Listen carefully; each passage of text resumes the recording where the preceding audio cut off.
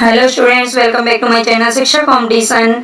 और हमारी सीरीज जो सामान्य ज्ञान की जनरल नॉलेज की चल रही है, उसमें हमारा जो नेक्स्ट टॉपिक है आज का, ये है मापन यंत्र। भौतिक विज्ञान में हम पढ़ने वाले हैं मापन यंत्र, मतलब किस यंत्र से कौन सी चीज़ मापी जाती है। ये सभी के एग्जाम्स के लिए बहुत इंपॉर्टेंट होता है। तो हम चलते हैं अपने क्वेश्चन की तरफ बिना देरी किए। बस आपसे रिक्वेस्ट है कि प्लीज़ चैनल को सब्सक्राइब जरूर कर लेना। मतलब आप देख लेते हैं, और आप मतलब देखते तो जब ही हैं जब आप पढ़ रहे हैं या फिर कोई एग्ज़ाम आपको देना है। तो प्लीज़ उसके लिए क्या है कि कम से कम देखते हैं, और आपके लिए ये यूज़फुल है थोड़ी सी भी कोई भी क्लासेस, तो आपको उसे लाइक और सब्सक्राइब चैनल को ज़रूर कर लेना चाहिए, वीडियो को लाइक कर देना चाहिए, ठीक है। ये आपकी ड्यूटी बनती है। तो चलते हम अपने क्वेश्चन की तरफ। यहाँ पर हमारा जो फर्स्ट क्वेश्चन है वो कौन सा है, देखते हैं। एक सेकेंड, मैं यहाँ पर बस पेन ले लेती हूँ।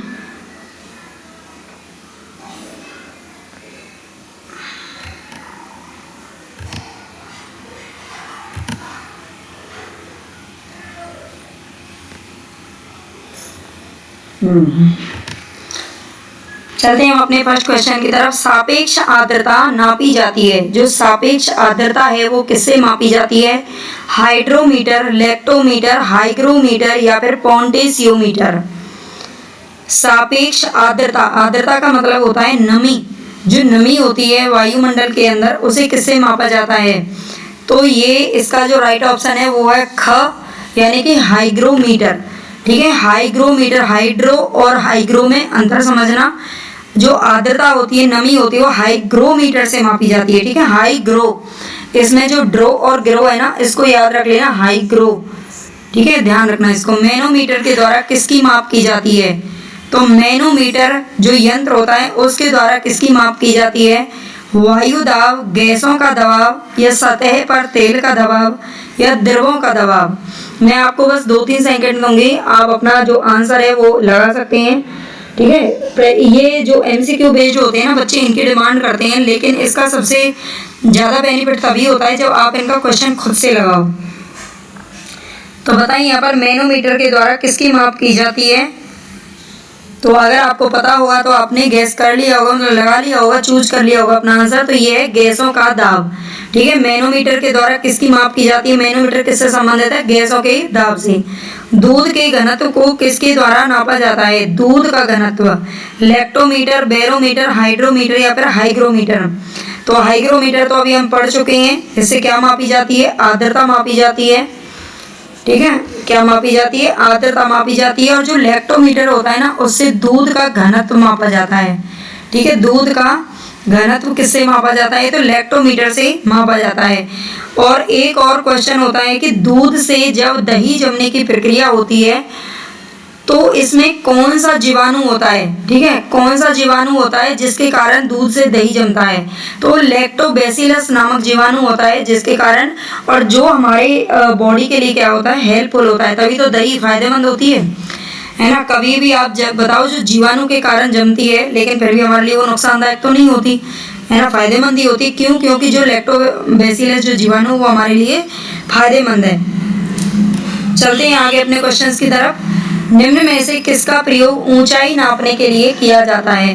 बैरोमीटर, अल्टीमीटर, प्लानीमीटर या हाइड्रोमीटर।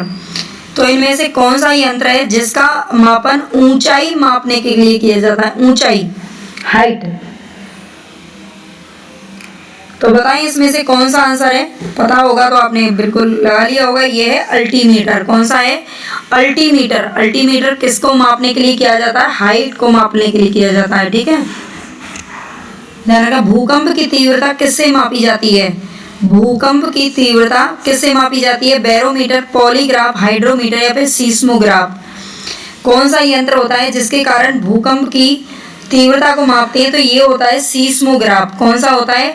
सीस्मोग्राफ होता है एक रिक्टर स्केल होता है जिसके आधार पर भूकंप का मतलब भूकंप की गति का पता लगाया जाता है, और इसमें सीस्मोग्राफ भूकंप की तीव्रता को मापने के काम आता है। सूर्य की किरणों की तीव्रता किससे मापी जाती है? सूर्य की किरण, सूर्य की जो किरण निकलती है, सूर्य से जो गर्मी निकलती है, उसकी तीव्रता किससे मापी जाती है? एस्ट्रोमीटर, कैस्कोग्राफ, एक्टियोमीटर या फिर बैरोमीटर। तो इसका जो राइट ऑप्शन है वो है एक्टियोमीटर। कौन सा है? एक्टियोमीटर। मैं यहाँ पे लिख देती हूँ, थोड़ा सा क्या है इधर मतलब समझ में नहीं आ रहा है। एक्टियोमीटर,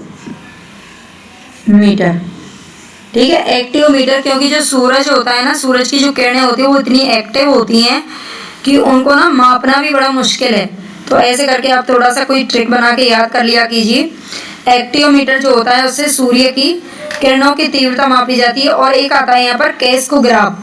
कैस्कोग्राफ को भी आप समझ लीजिए, वृक्षों में उनकी मतलब बीमारी और वृक्षों की आयु, वृक्षों के लिए, ये वृक्षों के बारे में अध्ययन करने के लिए यंत्र होता है कैस्कोग्राफ। उनकी पता चलता है कि वो जीवित हैं या मृत हैं, ठीक है। तो नेक्स्ट क्वेश्चन है यहाँ पर, एक उड़ते हुए चक्के की प्रति सेकंड घूर्णन किससे मापी जाती है? एक उड़ते हुए चक्के की प्रति सेकंड घूर्णन गति किससे मापी जाती है?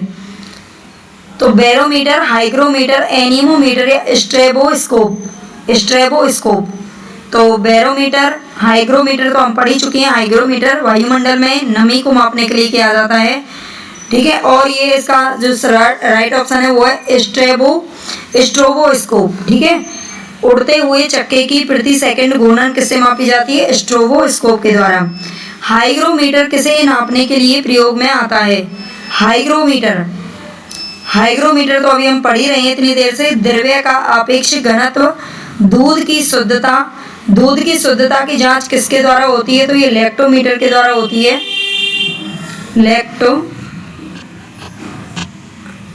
लैक्टोमीटर के द्वारा की जाती है।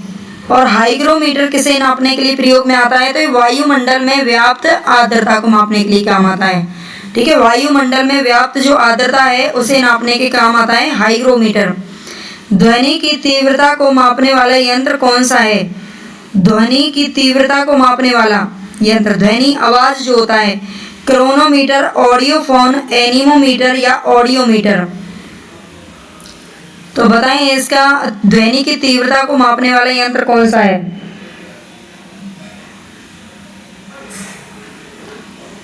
तो इसका जो राइट ऑप्शन होगा वो होगा ऑडियोमीटर। देखो, ऑडियोफोन और ऑडियोमीटर दोनों में अंतर समझ लेना। ध्वनि की जो तीव्रता होती है ना वो मीटर के द्वारा मापी जाती है, ऑडियोमीटर, ठीक है, ऑडियोमीटर, ध्यान रखना। आगे चलते हैं, नेक्स्ट क्वेश्चन है हमारे यहाँ पर, फेदोमीटर का उपयोग किसे मापने में किया जाता है? फेदोमीटर क्या होता है? फेदो यानी कि फेंको, है ना, जैसे मछलियों के लिए और उन सब के लिए हम दाना डालते हैं ना, कहाँ पर? समुद्र के अंदर या पानी के अंदर, तो वो अंदर तक जाता है मछलियों के पास तक, ठीक है। तो फेदोमीटर, फेकोमीटर, यह समुद्र की गहराई मापने का यंत्र है फेदोमीटर। व्हीटस्टोन ब्रिज से क्या मापा जाता है? व्हीटस्टोन ब्रिज के नाम से एक यंत्र है और उसे क्या मापा जाता है? विद्युत धारा, प्रतिरोध, विभवांतर या फिर विभव। बताइए, व्हीटस्टोन ब्रिज से क्या मापा जाता है? तो ये इसका राइट ऑप्शन है वो है प्रतिरोध। रासायनिक ऊर्जा को विद्युत ऊर्जा में परिवर्तित करता है डायनेमो, मोटर, हीटर या बैटरी। रासायनिक ऊर्जा को विद्युत ऊर्जा में क्या बदलता है? तो ये बदलती है बैटरी। क्या बदलता है? बैटरी चेंज करता है। पाइरोमीटर का प्रयोग कहाँ पर करते हैं? पाइरोमीटर का प्रयोग गहराई नापने में, आर्द्रता नापने में, तापक्रम नापने में, ऊंचाई नापने में। तो ऊंचाई और आर्द्रता तो हम पढ़ ही चुके हैं ना। गहराई के लिए भी कौन सा होता है? समुद्र की गहराई को मापने के लिए कौन सा यंत्र होता है? फेदोमीटर होता है। और तापक्रम नापने में पाइरोमीटर का प्रयोग करते हैं, ठीक है। तापक्रम नापने में किसका प्रयोग करते हैं? तो पाइरोमीटर का प्रयोग करते हैं। दाब के मापन के लिए किस यंत्र का प्रयोग होता है? दाब के मापन के लिए किस यंत्र का प्रयोग होता है? वायुमंडल दाब के बात हो रही है यहाँ पर, तो ये होता है एंड्रॉइड बैरोमीटर। यहाँ पर आपको केवल बैरोमीटर ही मिलता है ज़्यादातर। बैरोमीटर मापने के लिए, बैरोमीटर दाब के मापन के लिए काम आता है, ठीक है। झूठ का पता लगाने वाला यंत्र कौन सा है? झूठ, अगर कोई झूठ बोलता है तो उसे पता लगाने के लिए कौन सा यंत्र प्रयोग में लाया जाता है? पाइरोमीटर। पाइरोमीटर तो अभी हम पढ़ चुके हैं, ये तापक्रम नापने में काम आता है। सीस्मोग्राफ किसके काम आता है? भूकंप की तीव्रता नापने के काम आता है। पॉलीग्राफ, फोनोग्राफ नहीं है यहाँ पर है पॉलीग्राफ। पॉलीग्राफ का मतलब क्या है? ये झूठ का पता लगाता है, ये वाला यंत्र। ठीक है। और इससे पहले मैं आपको बता देती हूँ प्लेलिस्ट बनी हुई है, अगर आप नए हैं तो प्लीज़ सबसे पहले तो आपको चैनल को सब्सक्राइब कर लेना है, और अगर वीडियो आपको पसंद आती है तो लाइक कर दिया करो, अगर नहीं आती है तो मत किया करो फिर, है ना, फ़ायदा भी नहीं है। अगर आपको पसंद नहीं है तो फिर मैं आगे ये सीरीज़ कंटिन्यू भी नहीं करूँगी। अगर आपको सच में पसंद है और आप चाहते हैं कि इस प्रकार की और भी क्लासेस आपको मिलती रहें आपके जीके को स्ट्रॉन्ग बनाने के लिए, तो प्लीज़ चैनल को सब्सक्राइब जरूर कर लेना, ज़्यादा से ज़्यादा शेयर कर देना। ओके।